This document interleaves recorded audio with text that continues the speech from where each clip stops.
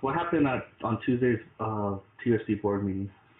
At the TUSD board meeting, a lot of the supporters were there outside to hear the board meeting progress, as we were not allowed into the room because they had changed the facility back to the TUSD 1010 location. There's just not enough room to accommodate all the folks that were there from the community. At some point, the audio had been cut, and so we didn't know what was happening inside. What we decided to do was start a prayer circle around the building. So we stood around the building, linking arms. I was on the west side in the alley of the 1010 building. Apparently the police was trying to get out a van of the folks who had been arrested, and that van had exited the east side of the back of the building. So there, where I was standing, we were not impeding traffic.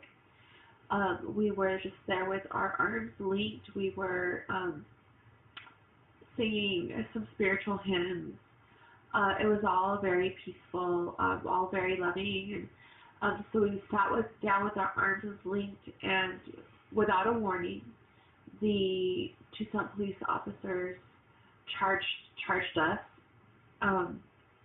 and began to remove people from left to right. So to my left, which is the south side of where we were, so south to north. So to my left, people were picked up and forcibly moved. When the police officers had gotten to me, for some reason, they no longer were trying to move. At least the police officer that attacked me never tried to move me. He was putting, I guess there's pressure points in the neck, in the shoulders, and in the ears. And so with all his might, he just squeezed down as hard as he could on my pressure points. At that point, I just let my body go limp, because I know that if I had tensed up my muscles, it just would have caused further damage to myself and more pain. So I just let my body go limp. As I said, he never tried to move me. And then you could tell he was getting frustrated because my face never changed and I never cried out in pain. And so then he struck me. I'm not sure if it was with his foot, his knee, his hand. And at that point I turned around and I told him, if you're gonna hit me, look at me. And I demanded over and over again, look at me, look at me. And at that point he shoved my face into the ground. I was smothered, so I couldn't breathe, and I was sitting, so at that point he had folded me over.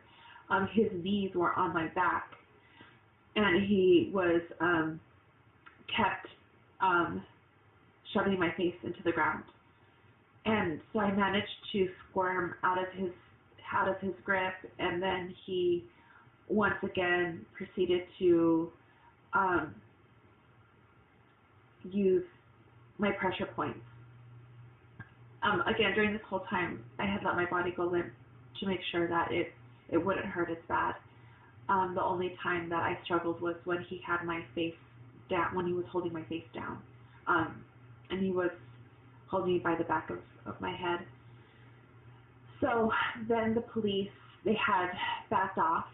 The officer was standing behind me a little to my left, and he was just saying, you know, these fucking people, what the fuck is this? Why weren't we prepared? We should have more manpower. Where's the mace? We should, you know, just get rid of these people already.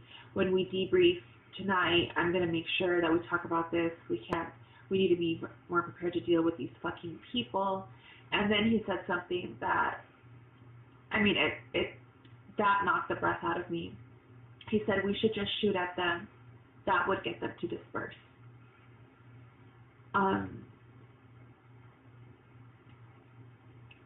So it's just really, again, we were not impeding traffic. We were there in peaceful assembly. And it breaks my heart to know that there are police officers serving our community that would express themselves that way about us. And you know that they had armed people around the corner already. Yes. So we were told. That they brought out containers with mace, with zip ties. They had positioned people in the buildings above us with shotguns, which I'm thinking that they're rubber bullets, and there were dogs. So again, this was a completely peaceful assembly. No property was damaged. No trash was left behind. No one ever instigated anything with the police.